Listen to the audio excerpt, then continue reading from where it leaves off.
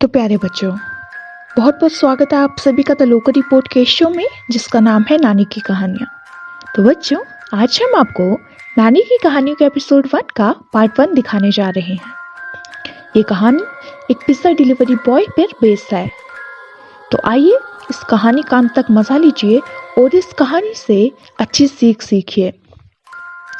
ये कहानी एक सच्ची घटना पर आधारित है। ये घटना एक लड़के के साथ हुई, जिस लड़के का नाम जॉन था।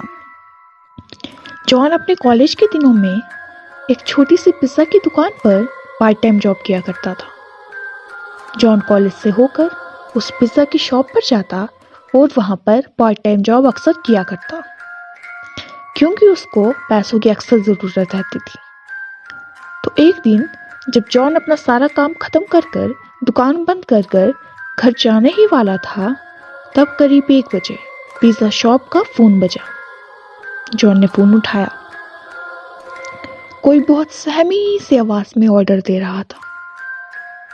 जॉन ने ऑर्डर लेने से मना करने का सोचा, क्योंकि पिज्जा शॉप का क्लोजिंग टाइम ऑलरेडी हो चुका था। लेकिन जब उस आदमी ने 4 लार्ज साइज पिज्जा ऑर्डर किया, तब जॉन के मन में थोड़ा सा लालच आ गया, क्योंकि जॉन को अक्सर पैसों की जरूरत रहती थी।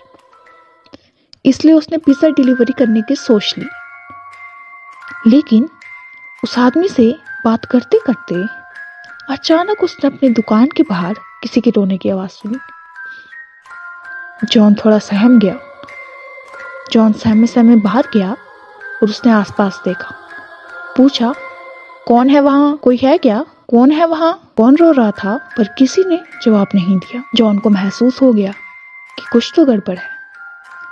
इसलिए जॉन तेजी से अपनी दुकान की तरफ वापस भागा। जॉन जैसे ही दुकान के अंदर पहुंचा, तो उसको कुछ ऐसा दिखा जो उसने कभी नहीं सोचा था। जॉन से उतने से वक्त बाहर जाने के बीच में उस टेलीफोन की तार जॉन को कटी हुई मिली। जॉन थोड़ा सहम गया, लेकिन जॉन जो था वो फिर से पिज्जा डिलीवरी करने का सोचने लगा, क्योंकि उसको पैसों की बहुत ज़रूरत थी। जॉन ने सोचा कि मैं जल्द से जल्द पिज़्ज़ा डिलीवर करके आ जाता हूँ, कोई मेरा क्या ही बिगाड़ेगा इतने से टाइम में। जॉन जल्द से जल्द वो 4 पिज़्ज़ा स्कूटर पर रखकर डिलीवरी करने चल पड़ा। रास्ते में उसके साथ बहुत अजीब और गरीब हरकतें होने लगी। सबसे पहले तो जॉन के एड्रेस का रास्ता ही ऐसा था कि ऐसा लग रहा हो कि मानो उस रास्ते से कोई चलता ही ना हो। वो सुनसान सी सड़क, वो जंगली पेड़ पौधे, वो किसी के भौंकने की आवाज। ऐसा लग रहा हो कि जैसे कुत्ता मानो भौंक नहीं रहा हो, कुत्ता रो रहा हो। बहुत हिम्मत कर जॉन आगे बढ़ने लगा। फिर अचानक से उसे कुत्ते के रोने के साथ साथ बिल्ली के रोने की आवाज आई। फिर तरह तरह के जानवरों की आवाज, फिर तरह तरह की हलचलों की आवाज। और फिर ऐसे ही चलते चलते जॉन का टायर अचानक पंचर हो गया।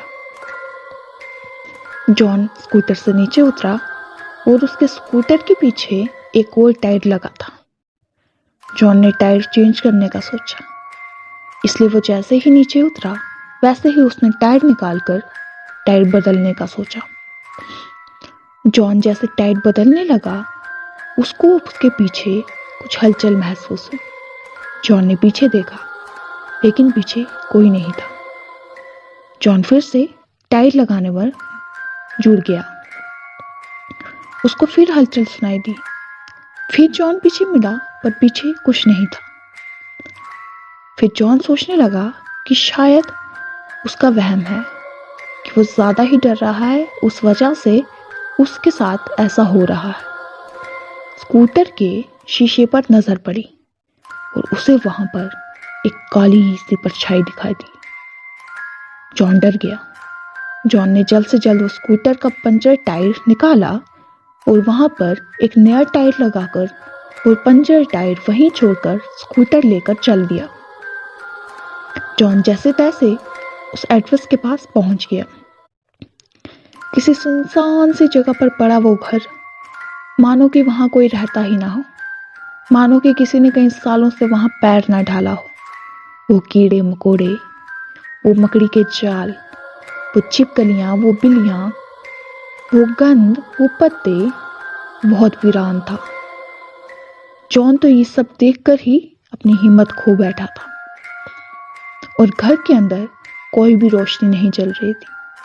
इसलिए जॉन ने अपने मैनेजर को फोन कर सारी सिचुएशन समझाने की सोची, लेकिन रात 1 बजे उसके मैनेजर ने उसके फोन का कोई रिप्लाई नहीं दिया। और अगर अब जॉन वो पिज्जा लेकर वापस जाता तो उसका मालिक उसे नौकरी से निकाल देता, और अगर जॉन वो पिज्जा लेकर अंदर जाता तो जॉन को महसूस हो रहा था कि शायद उसकी जान को कोई खतरा है। अब जॉन करता भी तो क्या करता, अपनी बची कुची हिम्मत लेकर पिज्जा डिलीवर करने निकल पड़ा। जैसे जैसे वो उस घर की तरफ बढ़ने लगा, वैसे वैसे उसके दिल की धड़कनें तेज होने लगी। जैसे ही वो जॉन उस घर के दरवाजे तक पहुंचने ही वाला था, वैसे उसे अपने पीछे किसी के जाने के महसूस हुआ।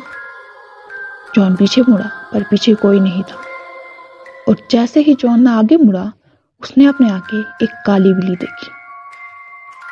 जॉन ने अपनी जिंदगी में बहुत सी बिल्लियां देखी होगी, मगर वैसी बिल्ली जॉन ने कभी नहीं देखी थी, क्योंकि वो बिल्ली उसे ऐसे घूरे जा रही थी कि मानो जॉन की उसकी पता नहीं कितने सालों से दुश्मनी हो। जॉन ने उसे भगाया पर वो बिल्ली नहीं भागी।